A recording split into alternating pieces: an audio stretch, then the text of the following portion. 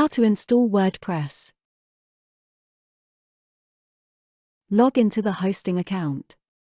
For example, Bluehost. On the left side above Marketplace, click on My Sites. Click the Create Site button.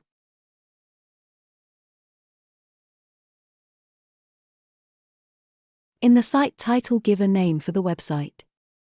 For example, Engage Branding.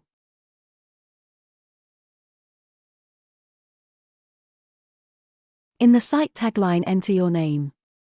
For example, Digital Agency, Design and Development Services. Click on the Next button. Choose the domain name that has been added when the hosting account is created.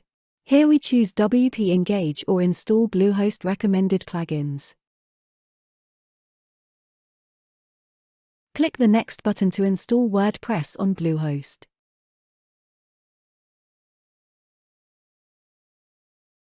Find the username, password and website link under Please remember your login details. That's it, you have successfully installed WordPress. Thank you for watching.